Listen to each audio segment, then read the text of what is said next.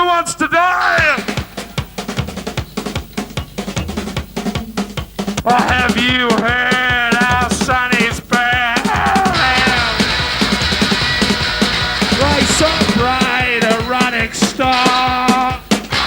The birthday party had been this completely self-destructive thing that was, going to inevitably implode at some stage. The stripper,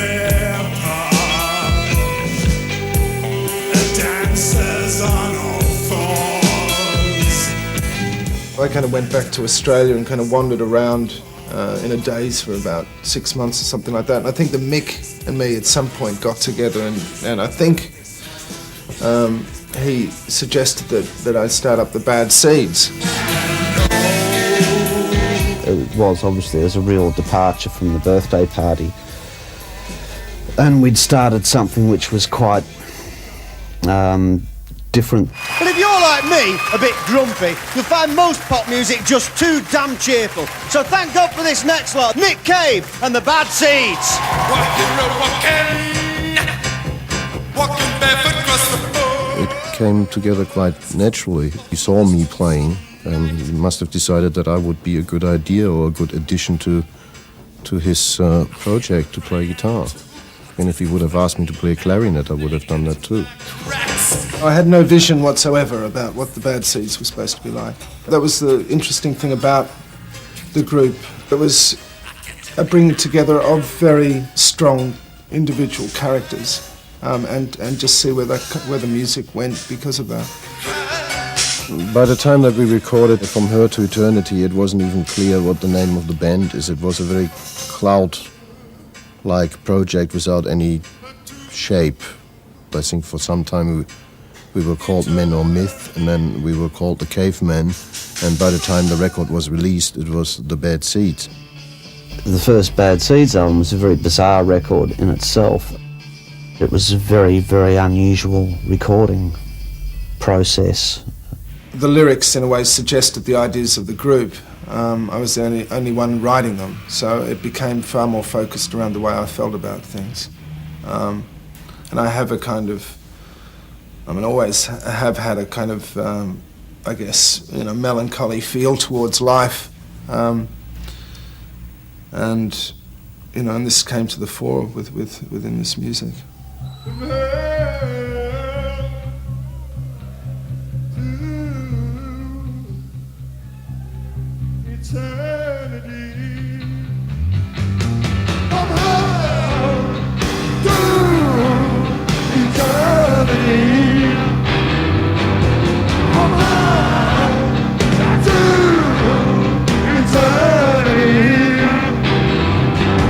I ended up living in Berlin for about 3 years in Kreuzberg, which is the kind of, I guess, the artists' area. We were instantly kind of admitted into the art scene there, or the cultural scene there, which was very diverse. It included filmmakers and poets and the whole, musicians, the whole gambit. And that was really like being given back your youth or something like that. It was a very exciting period for us. Yesterday, all my troubles seem so far away. The album The Firstborn is Dead was this a great sort of collision between Elvis, God, the blues, and lots of the more extreme emotions of life. Could you tell us a little bit about how you felt when you were making that album? I think I was starting the book, the novel, and I Saw the Angel at the time that I was making this album. And a lot of the influences within the novel, which was Southern Gothic literature, leaked into the writing of that record. Her shiny pumps discarded by her side, I could have mistaked her for a lesser work, chiseled by the same deft hand that created the marble angel. Sickle and blonde bangs shone bright as the moon that loomed aloft, and deadly still. I was also very much interested in blues music at the time, particularly John Lee Hooker, and a lot of his ideas about things, his lyrical ideas about things. And so all these kind of things got combined together. I guess the major song where all of these influences occur as Tupelo.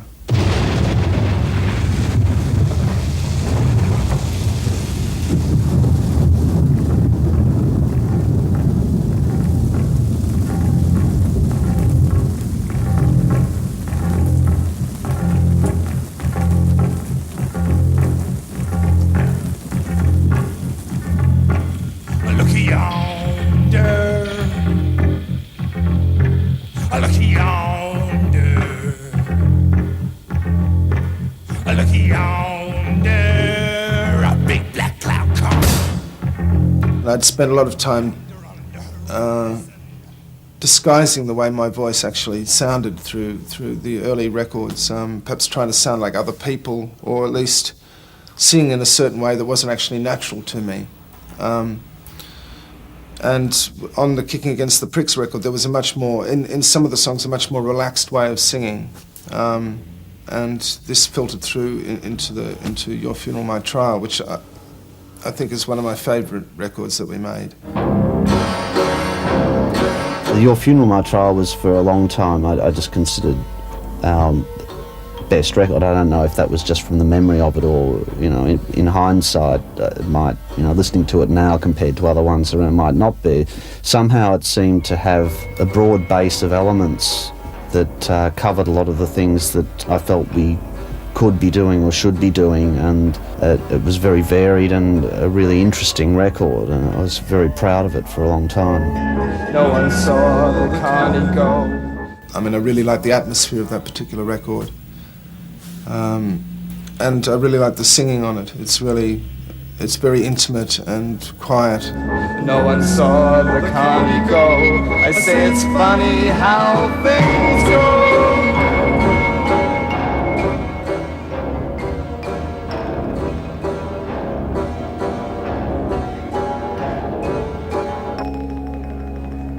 Tend to Pray, I remember, was made at a quite a difficult time in my life, where things were kind of spiralling out of control in a lot of areas, and I think you can really hear that on the record.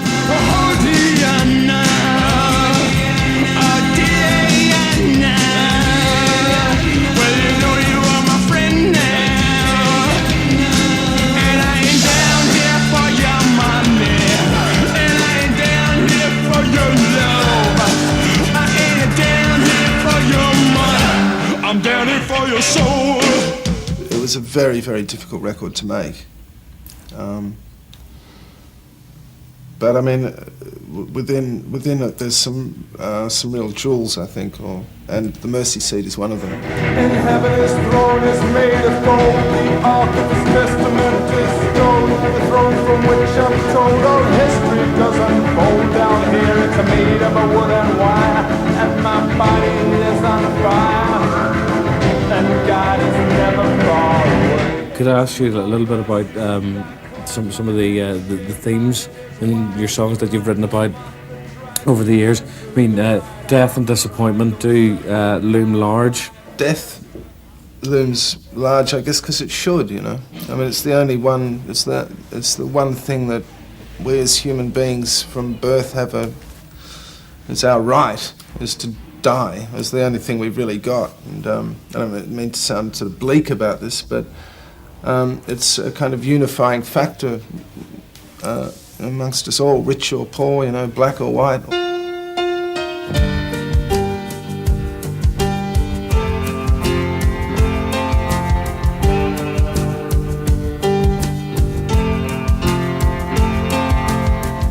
What happened with Brazil was very much a retreat away from things once again. I'd gone to live back in London, and things had just become too difficult for me in a lot of different ways, living in London.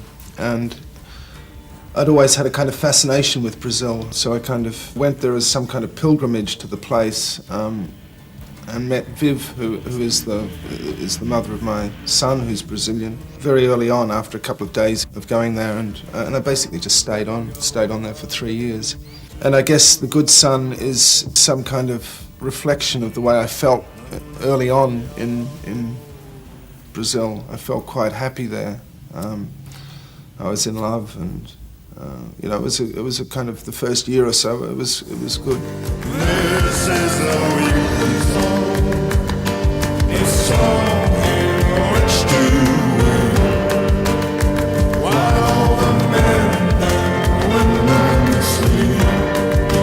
This is a weeping song. We recorded the Weeping Song in Sao Paulo, Brazil, in a non-smoking studio. I do remember that very clearly.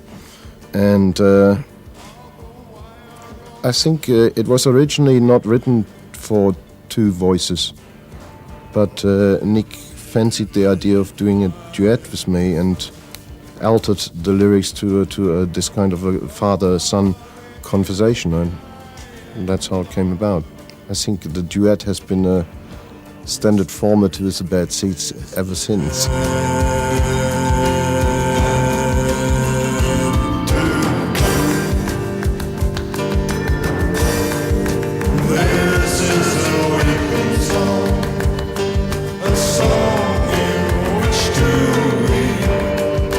I think that Let Love In was in some ways a turning point for us, although all of the records are turning points in some way. I mean, they all push you off into a different direction.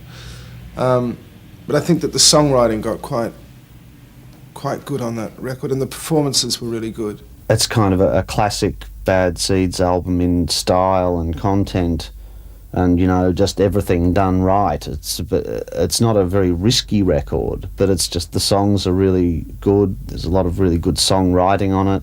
The playing's really good, the production's and it just kind of all came together fortuitously, and it's just like that, and it's a very strong, effective record. The bells from the chapel went jingle, jingle. Do you love me? Do you love me? Do you love me? Do you love me? Do you love me? Like I love you. How does the kind of dynamic work within the group in the studio? Is it very much a democracy? No. Democracy is slow. We're doing a record about every year, and democracy is very slow, so this is not democracy. The writing and recording process has changed a lot over the years. Probably the early years there was a lot more band involvement even in the writing of the songs, or even the development of the songs into something that sounded like a song. And in more recent times it's much more Nick presenting finished written songs as he's become more and more interested in that whole process. There's very little of that kind of band input to the writing these days. Get the odd B-side together, Red Right Hand was a bit of an exception. He's a god, he's a man, he's a ghost, he's a guru. They're whispering his name through this disappearing land, but hidden in his coat is a red right hand.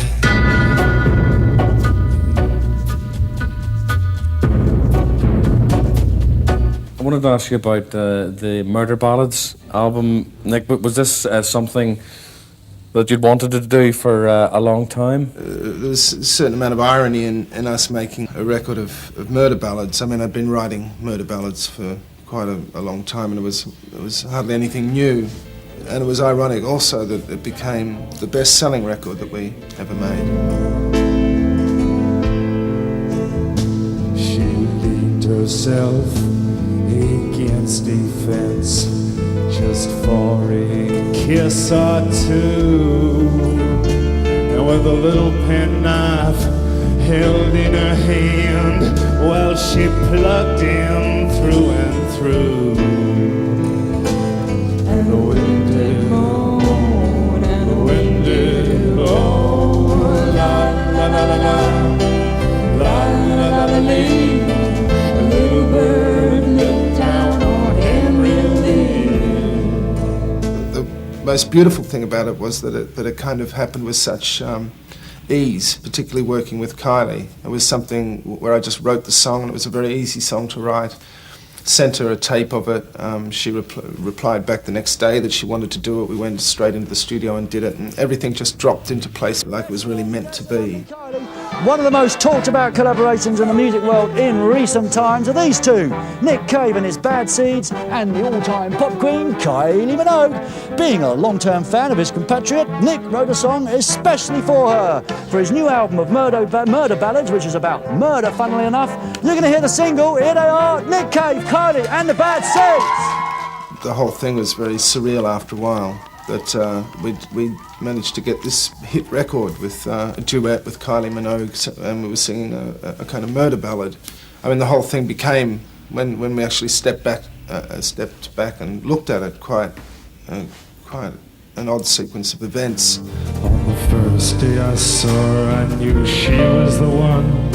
She stared in my eyes and smiled, for her lips were the color of the roses that grew down the river, all bloody and wild. When he knocked on my door and entered the room, my trembling subsided in his sure embrace.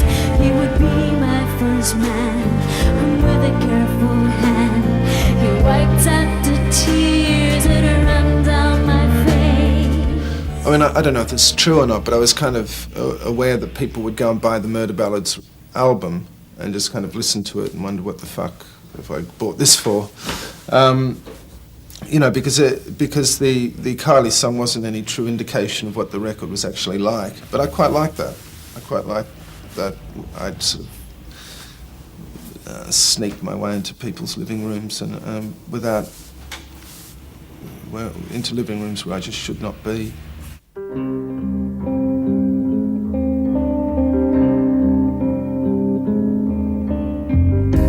I felt you coming, girl, as you drew near.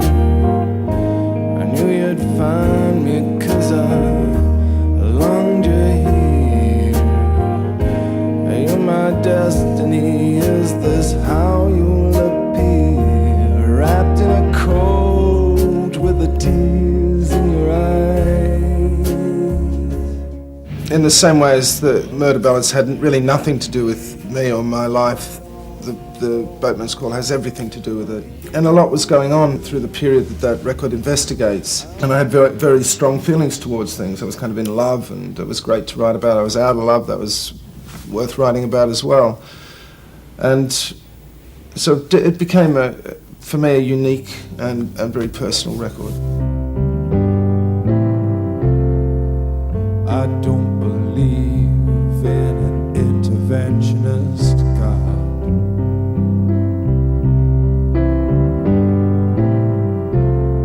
But I know, darling, that you do.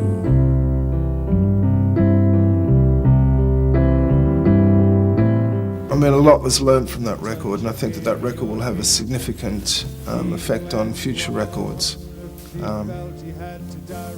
If in fact we can make another record after that record. And I mean, that will be very much the challenge of the next record, I guess, is where to go from, you know, is there kind of life after the Boatman's Call or whatever. And that's yet to be seen. Into my arms, oh Lord, into my arms. What about the fact that all the members of the Bad Seeds are scattered around the planet? Does that have any bearing on the sound of the band or how you feel about each other? It gives everybody the freedom to do whatever he wants to do without going on to everybody else's nerves. We pretty well get together now in order to make records or go on tour. I mean, everyone really in the band is so caught up in their individual work. There's no problems with kind of ego in that setup. I don't think that we would go on for 14 years if we would all live in West End London together in the same flat. I've searched the holy books. I tried to unravel the mystery of Jesus Christ the Savior. If you follow the lineup of the Bad Seeds, you do see that there are several changes from the very beginning. Apart from Nick, it is Mick, Harvey, me, and Thomas being the debris of the decade. Of how long did we do that? About 13 years. Yeah, that's we're just the rubble down there somewhere, and then on top of that, there were waves of people coming in and flowing out again. The other key members, I suppose, would just be past departed members like Barry Adamson. And Barry was very, I think, crucial to the early Bad Seeds. Kid Congo, who was in for, a couple of albums, and he's a great kid. The other key members would just be Conway and Marty, really. Key members of the group, they've been with us for half of our life now. Played on half the albums, and And I think their addition when they joined in was really a very important turning point in the group, becoming a great live group. And on the meadow, and on the mound, till there was nothing left, nothing at all, except the body of sorrow, and rouse in time to float upon the surface of the eaten soil. To me, there's a lot of important songs through the years, and in the end it does come down to the songs. And I think dotted through the years there's a lot, and a lot of them are on the Best Of record. I think they're carefully chosen. They are the songs that I like to put on this record. Oh, we will know, won't we? The stars will explode in the sky, but they don't, do they? It is about moving towards something, some kind of state of grace within musically. And I think the Boatman's Call kind of got close to it in some way. So in a lot of ways, it's a good place to have a Best Of record.